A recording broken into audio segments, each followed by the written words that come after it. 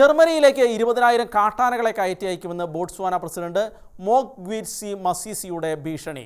വേട്ടയാടൽ നിയമപരമായി അംഗീകരിച്ചിട്ടുള്ള ബോട്സ്വാനയിൽ നിന്നും വേട്ടയാടിക്കൊല്ലുന്ന മൃഗങ്ങളുടെ ശരീരഭാഗങ്ങൾ ഇറക്കുമതി ചെയ്യുന്നത് നിരോധിക്കണമെന്ന ജർമ്മൻ പരിസ്ഥിതി മന്ത്രാലയത്തിന്റെ ശുപാർശയ്ക്കുള്ള മറുപടിയായിട്ടാണ് ബോട്സ്വാനിയൻ പ്രസിഡന്റിന്റെ ഭീഷണി. തെക്കൻ ആഫ്രിക്കൻ രാജ്യമായ ബോട്സ്വാനയുടെ സമൃദ്ധമായ ഭൂപ്രകൃതി മൃഗങ്ങളുടെ മികച്ച ആവാസ വ്യവസ്ഥയാണ്. പരിസ്ഥിതി സംരക്ഷണത്തിന്റെ ഭാഗമായി നിരവധി മൃഗങ്ങളെ ബോട്സ്വാന സംരക്ഷിച്ചു പോരുന്നു. ഇതുമൂലം ബോട്സ്വാനയിൽ കാട്ടാനകളുടെ എണ്ണം അനിയന്ത്രിതമായി വർദ്ധിച്ചിരിക്കുകയാണെന്ന് ബോട്സ്വാന പ്രസിഡന്റ് മോക്വീറ്റ്സി മസിസി വ്യക്തമാക്കി.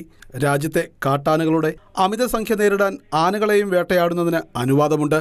കാട്ടാനപ്പെരുപ്പം നേരിടാൻ ബോട്സ്വാന 8,000 ആനകളെ അങ്കോളയ്ക്കും 500 ആനകളെ മൊസാംബിക്കിനും വാഗ്ദാനം ചെയ്തിരുന്നു.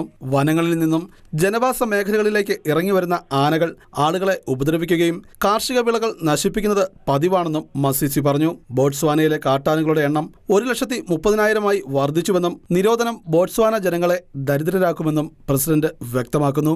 ജർമ്മനിയിലെ സ്റ്റെഫി ലെംകെയുടെ നേതൃത്വത്തിലുള്ള പരിസ്ഥിതി മന്ത്രാലയം വേട്ടയാടപ്പെട്ട മൃഗങ്ങളുടെ ശരീരഭാഗങ്ങളുടെ ഇറക്കുമതി നിരോധിക്കുന്നതിന് ശുപാർശ ചെയ്തതിന്റെ മറുപടിയായി മസിസി പറഞ്ഞത് പ്രകാരമാണ്. വിനോദത്തിനു വേണ്ടിയുള്ള വേട്ടയാടലിലൂടെയാണ് കാട്ടാനകളുടെ എണ്ണം നിയന്ത്രിക്കുന്നതെന്നും ബോട്സ്വാന ജനതയ്ക്ക് ഇതൊരു വരുമാന മാർഗം കൂടിയാണ്. ഞങ്ങളെ ഉപദേശിക്കുന്നത് പോലെ ജർമ്മൻകാർ വന്യമൃഗങ്ങൾക്കൊപ്പം ഒന്ന് ജീവിച്ചു നോക്കണം. ഇതൊരു തമാശയല്ലെന്നും ബോട്സ്വാന പ്രസിഡന്റ് പറയുന്നു. ലോകത്തിലെ മറ്റേതൊരു രാജ്യത്തെക്കാളും വന്യജീവികളെ സംരക്ഷിക്കാൻ തന്റെ രാജ്യം മുൻകൈയെടുക്കുന്നുണ്ടെന്നും ബോട്സ്വാനയിലെ വന്യജീവി സംരക്ഷണം പരിശോധിക്കാൻ ജർമ്മൻ പരിസ്ഥിതി മന്ത്രിയെ ക്ഷണിക്കുകയാണെന്നും ബോട്സ്വാന പ്രസിഡന്റ് മോക്വീറ്റ്സി മസിസി പറഞ്ഞു.